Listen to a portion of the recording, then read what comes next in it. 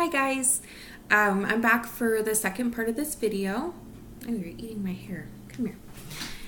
And it's gonna kind of flow into the nutrition that we were into. Some general guidelines that you kind of want to start before surgery, obviously, is you want to stop eating fast food, stop eating high calorie snack foods, stop drinking alcohol, carbonated and caffeinated beverages. You want to eat 3 balanced meals a day.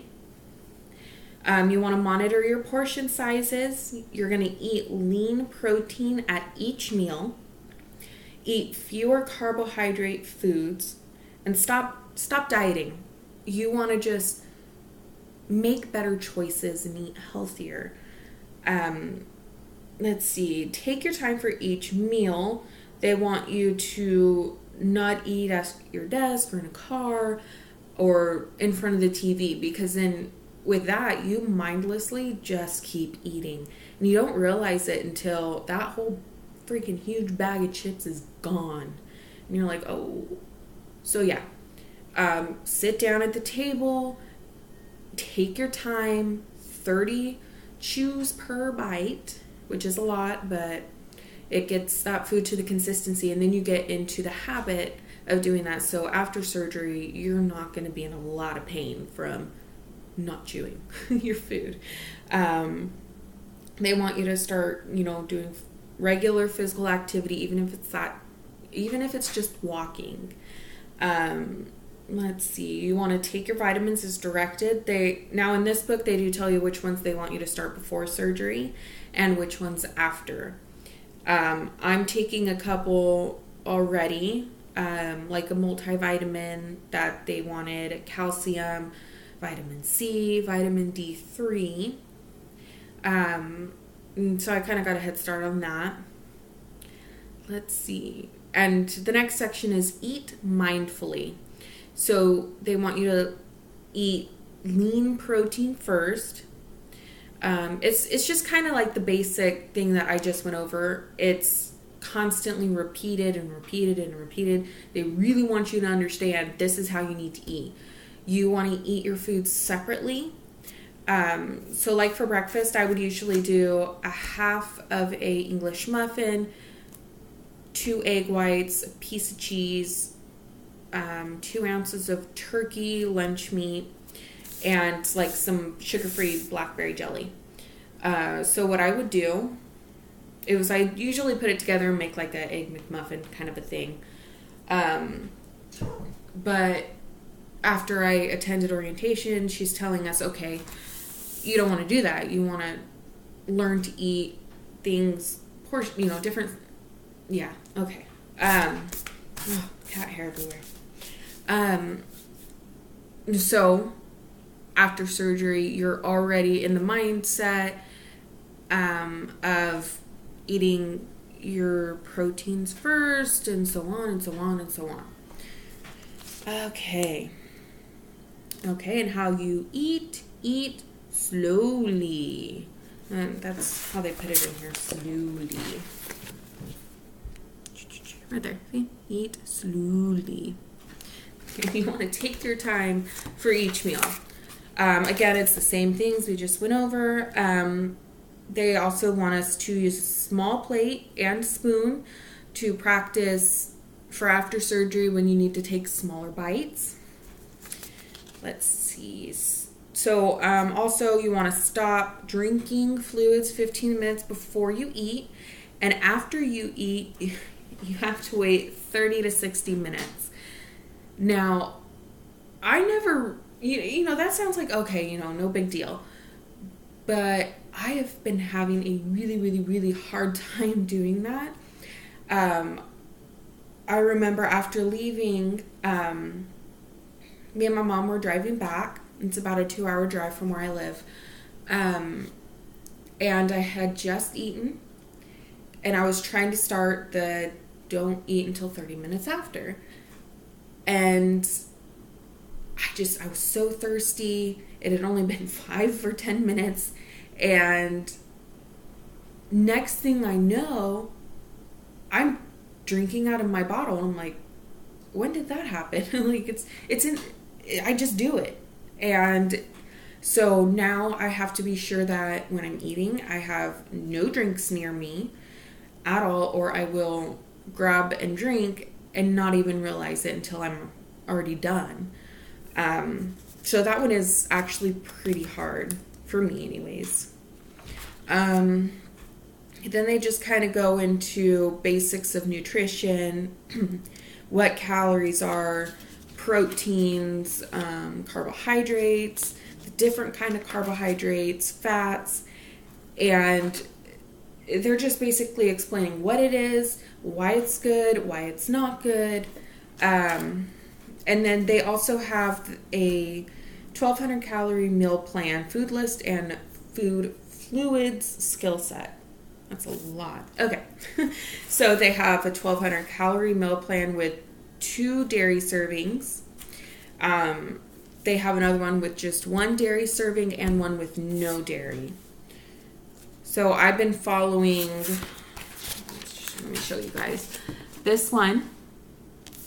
So you're kind of looking at it and you're like, oh, I wonder what falls into there. Well, just right after here, it starts going into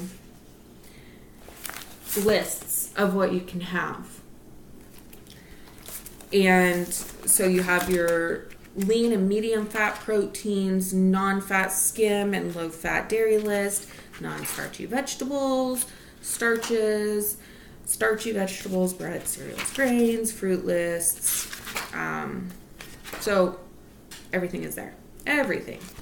Okay, so it's just basically really repetitive from here. Also, this is kind of cool. So we have a food skill set and we have a list, and then on the next page we have a fluid skill set. So what this is just basically, different things that you need to learn to do before surgery. So you have your date started and your date mastered. So of course I already have a couple of those done. I do have a few that I'm still working on. And that one's for food and this one's for fluids. So it's kind of cool. If you forget something, like maybe down the road after surgery, you can come back and look and you're like, oh yeah, that's right. Okay. And let's see what I have here. So then from here, it just kind of goes into meal guidelines, the different stages of food after surgery. So of course, the first one is clear liquids. That's anything you can see through, basically. Then there's full liquids, so you can start doing protein shakes. So it's just a couple of those. Like, third stage is pureed. Fourth stage is soft. And the fifth stage, you can just start eating your regular foods. Okay. So that's good, because they also have a list of what you can have, what you can't have. So they really have that all in there for you. And then this one, like foods to be careful with after surgery. There's a lot of starches such as bread, noodles, pastries, and there's just so many different things. There's things that can cause dumping syndrome, like ice cream, cake, frozen yogurt, coffee drinks, and mochas. Anything that has a lot of sugar is most likely going to cause the dumping syndrome, which, if you don't know, it's basically where you feel like crap afterwards and you're sweaty, and there's just so much. You just feel sick.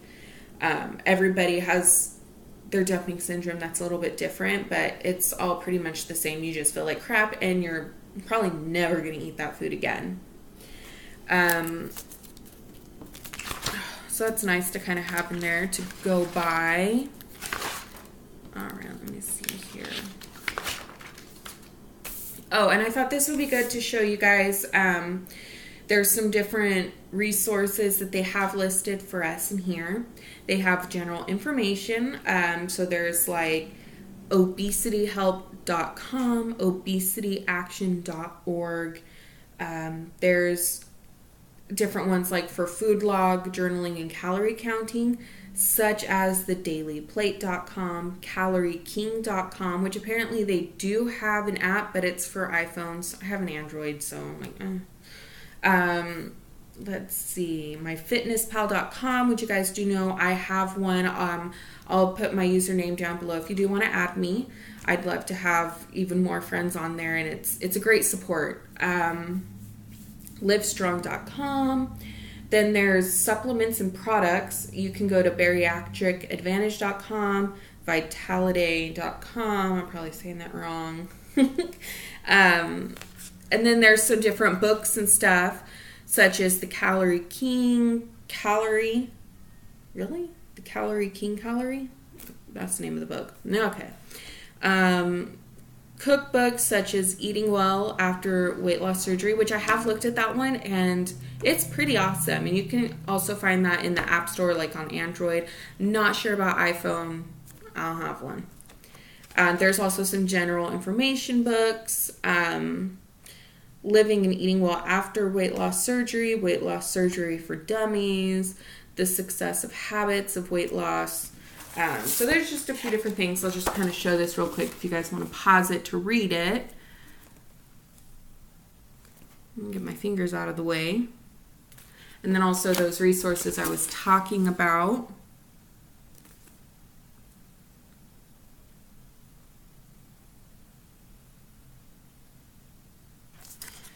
So those are nice. They have that listed for us just to kind of come back on. Then, of course, your exercise programs. That's just basically you got to get moving. You can't have a sedentary lifestyle. You're not going to lose your weight, or you're going to lose it really, really, really slow. Let me see. And, of course, I'm going to name just a few of the common nutritional problems and complications that you could have after either of the surgeries, bypass or sleeve. Let's see. So nausea and vomiting, it's most common. Dehydration is very common. Now, especially after surgery, your stomach is just super small and you have to take sips, but you can't drink with liquid or can't drink with your foods. And a lot of people have a hard time getting in enough fluid not to get dehydrated. And it gets really bad if you're dehydrated after surgery. You have to go into the ER and just all sorts of things. Gas is common.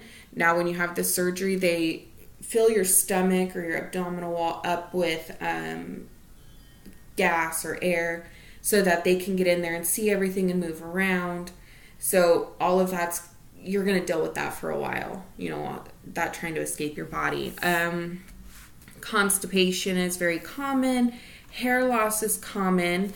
Now, they do say if you're eating all your proteins and getting in all of your water, that your hair loss may not be as bad. There are some people who lose very little and some people who lose quite a bit.